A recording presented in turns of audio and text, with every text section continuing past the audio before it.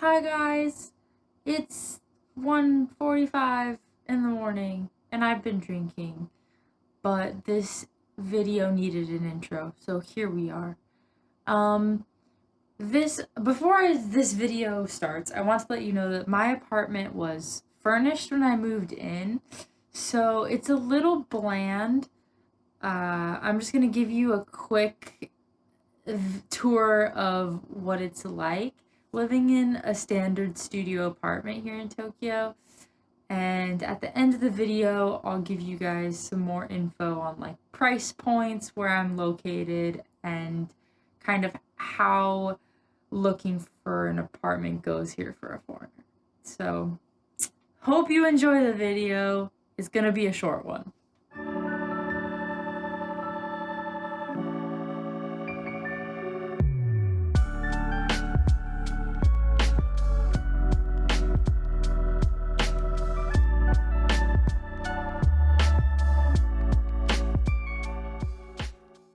So here's my kitchen space. I have a little trash sorting poster so I don't forget my trash days.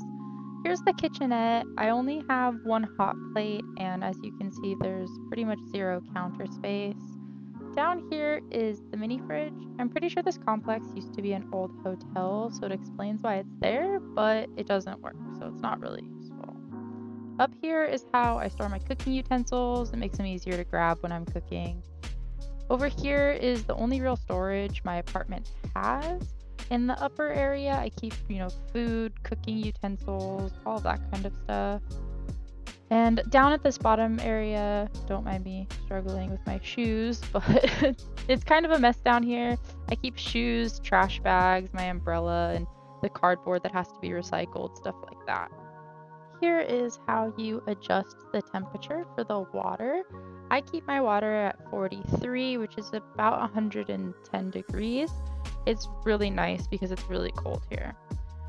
So I have a Western style toilet, and the shower and the sink are connected in one system. This shower is kind of small, but the tub is actually really deep, so taking a bath is pretty nice. Here's where I put my hangable clothes. I also keep daily stuff like deodorant, vitamins, face masks, things like that. In the bottom, I keep heat tech socks, hats, things that I don't need every day but use quite often. Here's where I spend the majority of my time. My TV area doesn't get used that often just because I don't watch Japanese TV. And here's also where I get ready in the morning, simply because this is the only place in the apartment with outlets. And over here is the living space and the bed. Alright, so here we have the balcony, and I really did want to show you guys my neighborhood, but the thought of putting exactly where I live on the internet just didn't seem like a good idea to me. So I'll just give you a quick glimpse of it. It's small, but it does the job. I can hang my laundry, and I'll probably put a little chair out there when the weather's nicer as well. And also, here's me breaking my screen.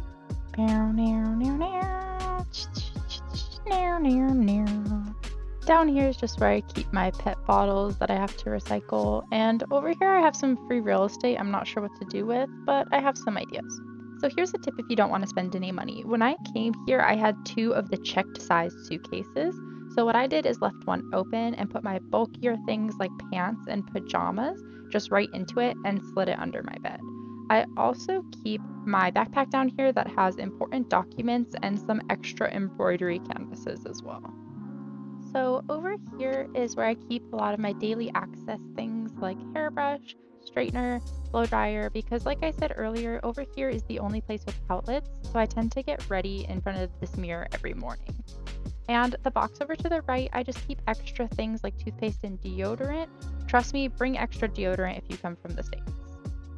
Here's the last bit of storage I have in my apartment. I keep my laundry items down here like pins, lint roller, garment bags. I use my lint roller almost every day because I don't use dryer sheets here, so there tends to be lint all over every single item of clothing anytime I do laundry. This bin is my catch-all. It has everything from school supplies, craft supplies, computer accessories, phone accessories. These bins with lids are incredibly useful because they limit dust collection, and you can buy them at pretty much any dollar store in your area. And here's a couple of stores that you could buy things like this at.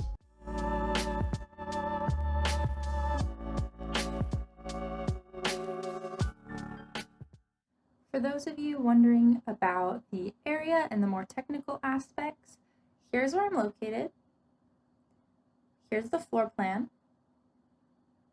And for me personally, I pay about $850 a month for my location.